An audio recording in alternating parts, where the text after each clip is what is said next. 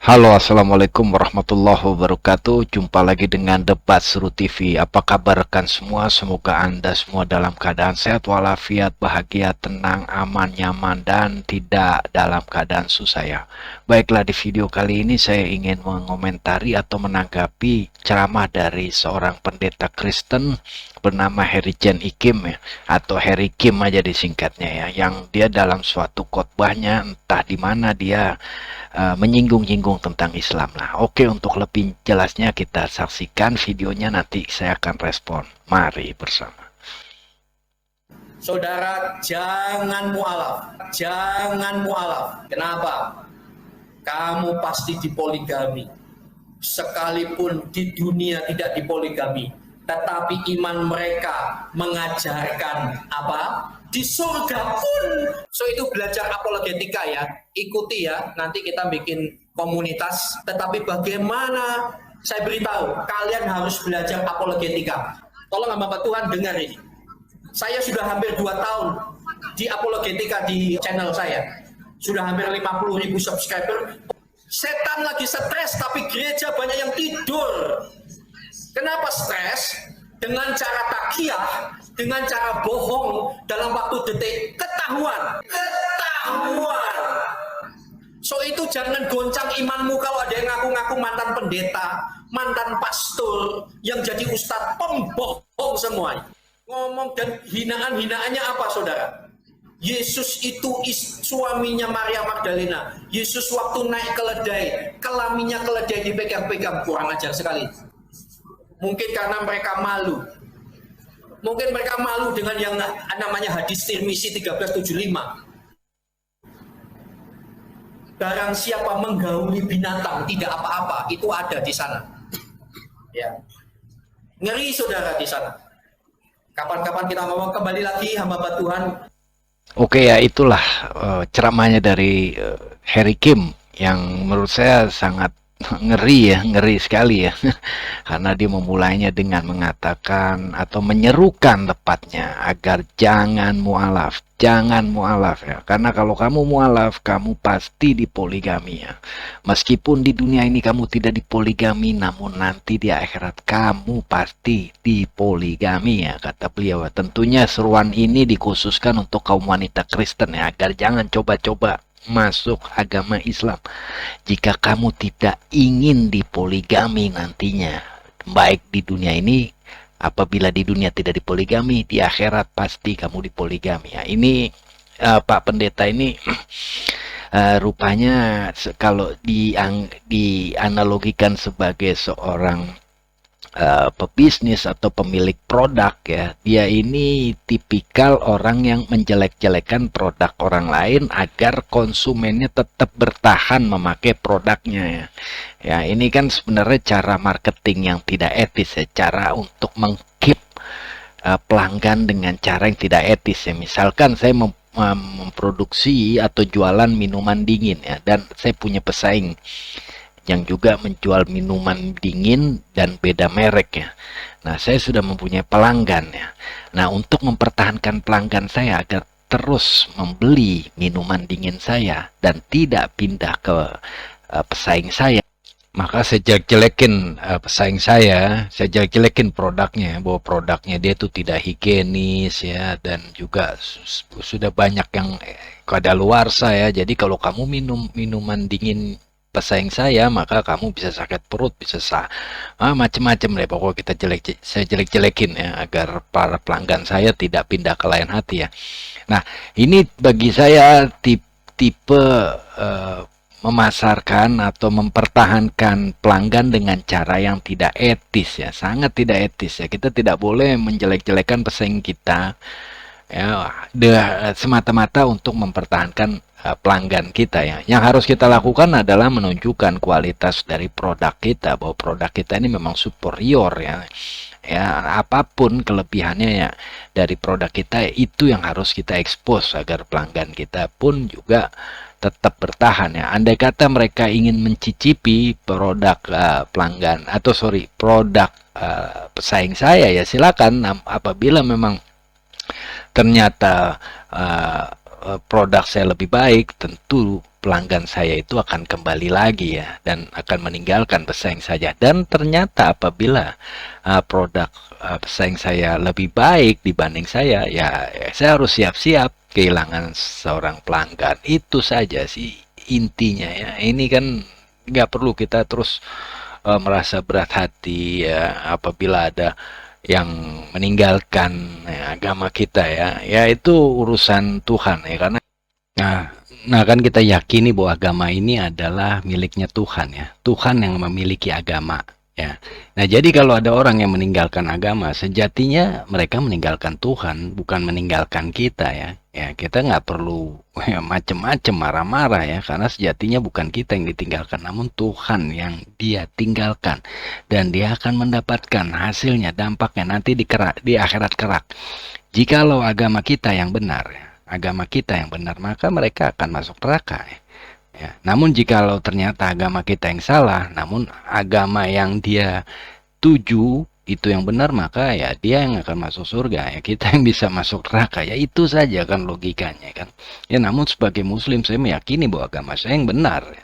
Yang pasti ya itu ya, karena itulah iman saya ya, yang membuat saya tetap bertahan dengan Islam, karena saya yakin Islam benar. Nah, setiap kali ada umat Islam yang murtad pindah agama kemanapun agamanya, nah, saya yakini bahwa dia telah meninggalkan Allah, meninggalkan Tuhan. Ya paling saya cuma hanya bersedih, namun saya tidak akan bernarasi macam-macam bahwa wah kalau kamu berada di agama situ, kamu bakalan begini, begono, yang serem-serem. Buat apa? Seperti kayak kita nakutin anak kecil saja yang jangan masuk suatu ruangan, di situ nanti ada gondoruo ya. Ya itu anak bakalan takut ya, karena dia masih kecil ya. Nah, sekarang masa orang dewasa kita mau perlakukan sama, kan lucu namanya kan. Lain halnya jika menjadikan agama sebagai ladang bisnis ya, dengan artian meminta donasi kepada umat ya, meminta mereka untuk berdonasi atau mewajibkan iuran ini itu ya, yang hasilnya akan memberi keuntungan finansial kepada kita ya. Jika kondisinya seperti itu, maka wajar saja jika ada orang yang merasa keberatan jikalau umatnya pindah agama ya. Karena jika umatnya pindah agama, tentu akan berkurang mata pencarian atau mata penghasilan dia ya.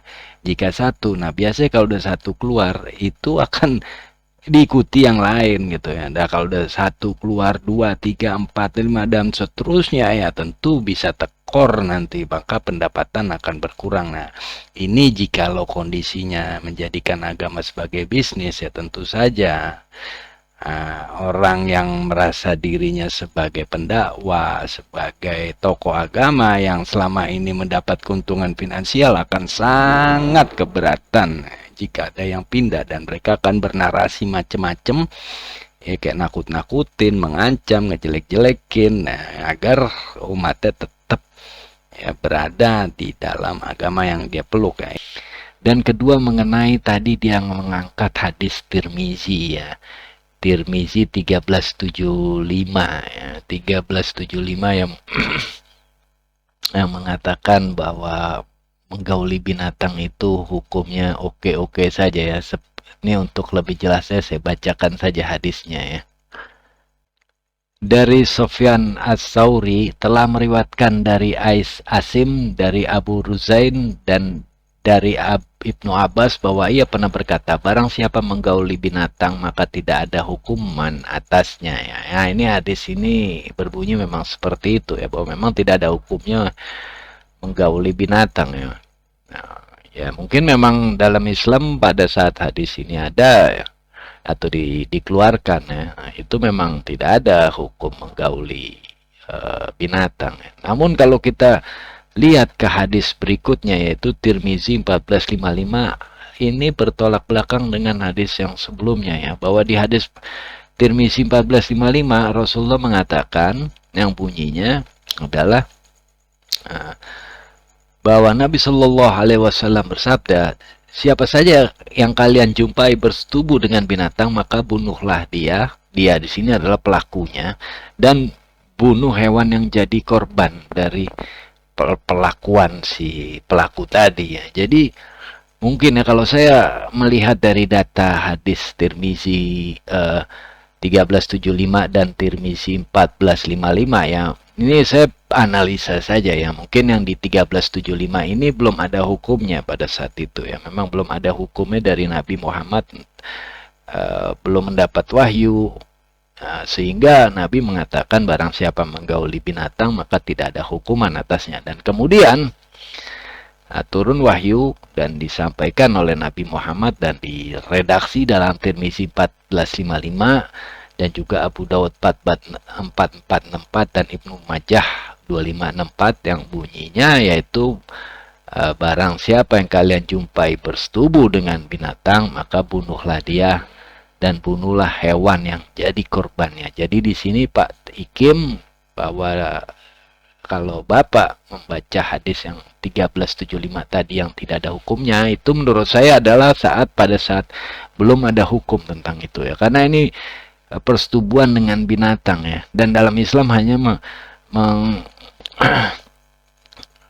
menjelaskan persetubuhan manusia dengan manusia ya.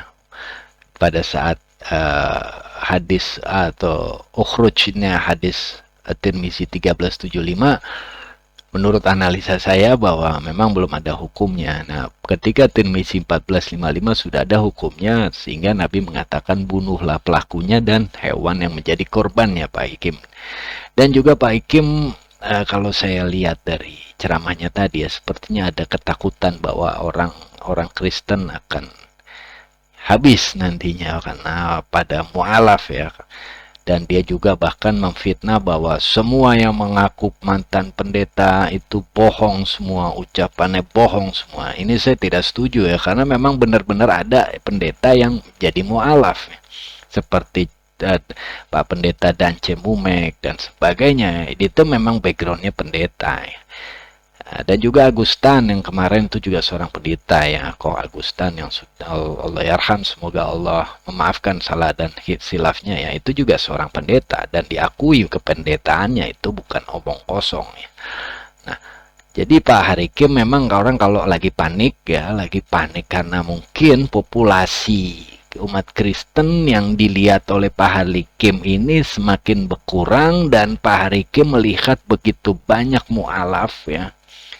Banyak orang-orang Kristen yang akhirnya bersyahadat, login ke Islam, membuat Pak Harikim berdebar jantungnya dan keringat dingin, pucat pasi, jalan jadi sempoyongan, kepala pusing, nyari bodrek jauh, dan juga kebingungan, resah, gelisah, tidak enak makan, tidak enak tidur, akhirnya ngomong yang bohong gitu, mengatakan bahwa semua yang ngaku pendeta mualaf itu bohong semua. Itu tidak benar Pak, itu tidak benar karena pada faktanya di lapangan memang ada pendeta yang menjadi muslim ya, itu pilihan mereka ya, itu pilihan mereka untuk pindah agama karena keputusan untuk mempercayai satu agama dan akhirnya pindah ke agama lain itu adalah hak asasi manusia yang dihormati oleh negara kita dan dilindungi oleh undang-undang ya. Jadi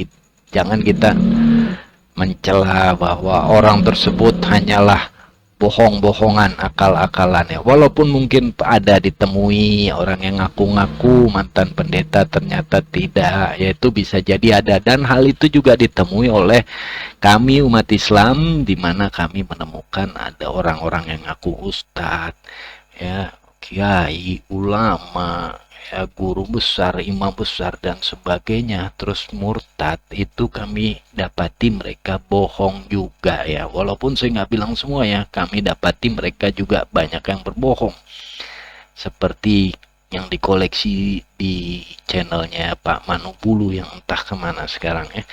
Jadi gitu Pak ya, jadi kami berharap Bapak Harikim ini lebih bijaksana ya dalam mengomentari fakta di lapangan bahwa banyak orang yang mualaf ya, karena itu urusan mereka ya. Mereka memutuskan bahwa Islam lah agama yang mereka cari dan yang menurut mereka itulah yang benar ya.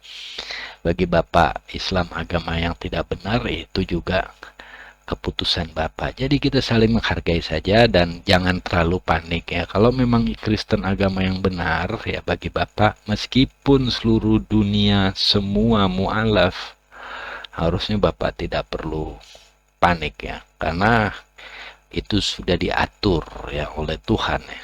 Jadi kita santai-santai saja ya. Begitupun saya, kalau nanti andai kata ya, pada orang Muslim pindah ke Kristen, ya itulah pilihan mereka ya. Ya, itulah pilihan mereka. Mereka memilih bahwa Kristen agama yang benar menurut mereka, ya sudah. Asal jangan mereka terus membuat kesaksian mengatakan saya imam besar di masjid ataupun saya guru ngaji, saya juara MTQ, saya ustazah, saya macem-macem dan ngawur-ngawuran. Nah itu baru kami protes, bukan protes, tepatnya kami expose ya, kami respon dalam bentuk video dan kami tunjukkan bahwa pengakuannya dia itu hanyalah ngedabrus ya Pak alias bohong. Oke lah, saya rasa cukup. Semoga Pak Harikim yang dari wajahnya sudah tua harusnya lebih bijaksana. Jangan panik apabila umat Kristen pada mualaf, ya itulah realitas kehidupan ya. Orang bisa pindah-pindah agama ya. Jadi santai saja ya, dan nggak usah menjelek-jelekan agama lain demi mempertahankan konsumen Anda. Baiklah, terima kasih. Terima kasih sudah menyaksikan. Assalamualaikum warahmatullahi wabarakatuh. Sampai jumpa lagi di video-video saya berikutnya. Di masa datang.